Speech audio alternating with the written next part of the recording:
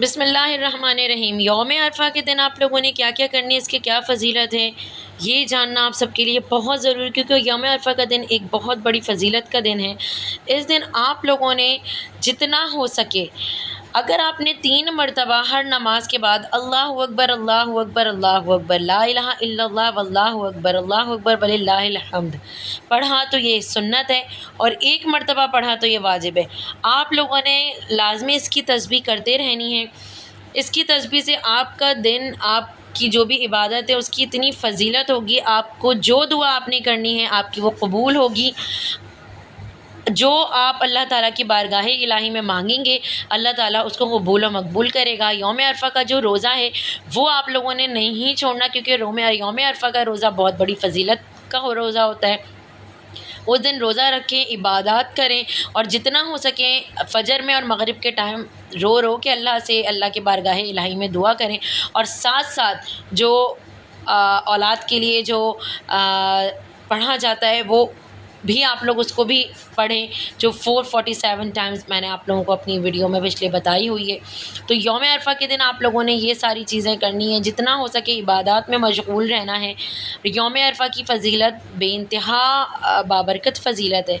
یوم عرفہ کا جو روزہ ہے اس کو رکھنے کے بعد آپ جو دعا کریں گے اس نیت کے ساتھ کریں گے کہ اللہ تعالیٰ میری یہ دعا اپنے بارگاہ الہی میں قبول و مقبول کرے گا، تو لازمی آپ کی وہ دعا قبول و مقبول ہوگی، کیونکہ اللہ تعالیٰ عقیدہ اور ایمان دیکھتا ہے، اللہ تعالیٰ نیت دیکھتا ہے کہ میرا بندہ کس نیت سے مانگ رہا ہے۔ آپ لوگوں کی جو بھی جائز حاجات خواہشات ہیں وہ یوم عرفہ کے دن آپ مانگیں اللہ تعالیٰ سے، اللہ تعالیٰ ضرور پوری کریں گے۔ اس دن اللہ تعالیٰ نے اپنے ہر بندوں کی دعا جو ہے سنی ہے۔ بڑی سے بڑی دعائیں آپ لوگ اگر چاہتے ہیں اللہ تعالیٰ کے حضور قبول و مقبول کروانا تو یہ کریں، اور تکبیرات جتنا ہو سکیں کرتے رہیں، جتنا ہو سکے پڑھتے رہیں۔ لبیک اللہم لبیک لبیک لا شریک لک لبیک ان الحمد والنعمت لک والملک لا شریک لک۔ اللہ اکبر کی تسبیح، استغفر اللہ کی تسبیح، جو تسبیح آپ کے منہ پر چڑھ رہی ہے، جو تسبیح آپ کر سکتے ہیں، جو حسبنا اللہ و نعم الوکیل کی تسبیح جتنی ہو سکے آپ لوگوں نے یہاں پہ پڑھنی ہے یوم عرفہ کے دن، اور افطار سے پہلے اور فجر کی نماز کے بعد بے انتہا اللہ کے بارگاہ الہی میں رو کے دعا کرنی ہے۔